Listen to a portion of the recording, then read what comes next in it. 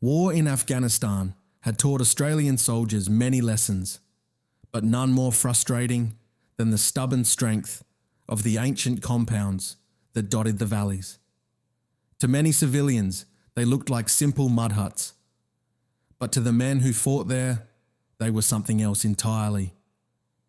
Thick, centuries-old walls, sometimes more than a metre across, built from compacted mud, straw, stone fragments, and whatever else local families had on hand. These structures absorbed energy like sponges. Rifle fire vanished into them with a dull puff of dust. Grenades barely chipped the surface. Even rocket-propelled grenades, weapons feared across the world, sometimes failed to break through. The SASR and Australian Commandos learned the hard way that these walls could not be treated like buildings in other war zones. They were defensive fortresses disguised as family homes. Every compound had blind corners. Every wall had hidden firing cuts.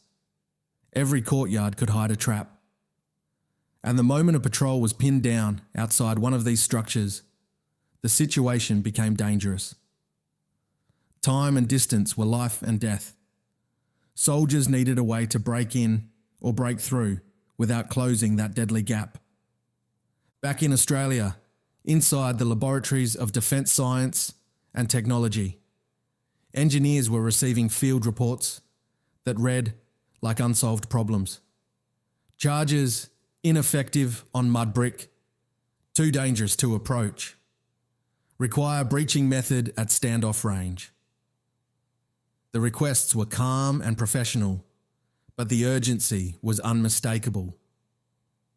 Australian Special Forces needed something that didn't exist. The engineers were used to being asked for difficult things, but this was different. The problem wasn't just that the walls were strong, it was that they were unpredictable. A metre-thick wall in Kandahar might behave differently from one in Tarin Kowt. Some crumbled easily. Some were hard as rock. Some absorbed explosions. Others channeled shockwaves in strange, dangerous ways. Designing a tool for all of them seemed impossible. And then came the idea.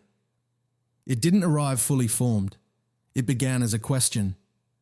What if, instead of trying to blow the wall apart from the outside, what if you could put the explosive on the inside? Not with a full missile or a massive warhead, but with something small, simple, light enough to carry on a foot patrol. Something that could burrow into the wall like a carpenter bee boring into timber. The concept made the rounds. A rocket-fired harpoon, a steel spike with its own propulsion. Penetration first, detonation second. Engineers and weapons specialists debated angles, materials, and fuse timings. The idea sounded insane, but the more they tested it on paper, the more it made sense. A small explosive inside the structure would dislodge far more material than a larger explosive outside it. The prototype was crude at first: a metal tube, a stabilized rod, a compact charge, and a timed fuse. But it worked. It didn't just work, it impressed. The spike punched into a test wall built to replicate the mud compounds of Afghanistan. The engineers stared at it. The harpoon was nowhere to be seen. Only a tiny crack remained. Then, 2 seconds later, dust poured out of the wall as it bulged, cracked, and folded inward. The test structure sagged like a punctured lung. That moment convinced them they had something real. They named it VIPER. A compact, single-use, shoulder-fired weapon that could be carried by a single man. It didn't need a crew. It didn't require heavy batteries, specialized training, or bulky equipment. It wasn't a guided drone or a smart munition. It was a spear designed for war. When the SASR and Commandos saw it for the first time, reactions ranged from curiosity to disbelief. A harpoon? fired from the shoulder? But after the first few demonstrations, doubt quickly turned into interest. Operators cared about one thing. Does it solve the problem? VIPER did. On operations, VIPER became something soldiers described with quiet respect. It was not loud or dramatic like a javelin missile. It didn't streak across the sky with flames. It hissed more than it roared. The launch was firm, clean, easy to control. The rocket accelerated smoothly, stabilized by simple fins. It struck with a deep, unmistakable thud that echoed across compounds, like a fist hitting a drum. Then came the moment every operator remembered. The pause, not silence. A heartbeat held between impact and detonation. A second, maybe two. Enough time to shift cover, to prepare, to breathe. And then the internal blast. A hard, muted crack that sent shockwaves bouncing inside the structure. Dust geysered from cracks. Loose bricks spilled out. Sometimes the entire wall bowed inward before collapsing.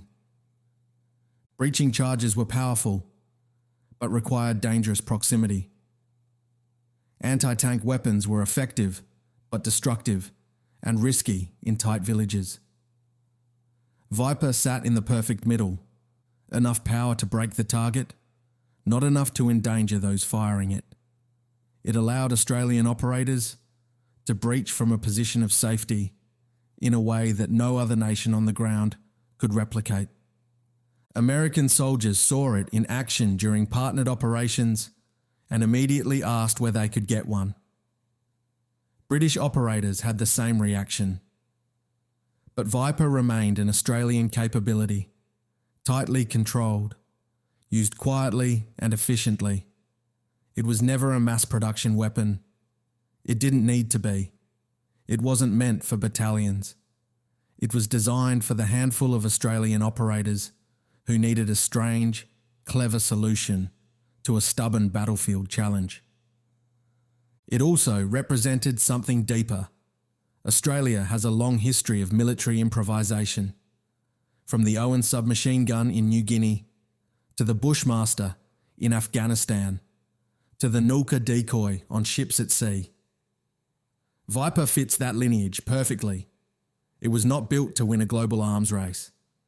It was built because Australian soldiers needed something that nobody else had, and Australian engineers were willing to think sideways to deliver it. VIPER never became famous. It never appeared in headlines, parades, or recruitment videos. Most Australians still don't know it exists. But in the quiet world of close-quarters special operations, it earned its place. A weaponised harpoon carried into isolated valleys and mountain ridgelines by Australian soldiers, pushing into places few others went. Its legacy lives in the simplicity of its concept. Don't overpower the wall. Outthink it. Put the explosive where it doesn't belong. Make the structure fight itself. Use its strength against it. VIPER turned an ancient building technique, thick walls that protect a family, into an unexpected vulnerability when used as a firing position.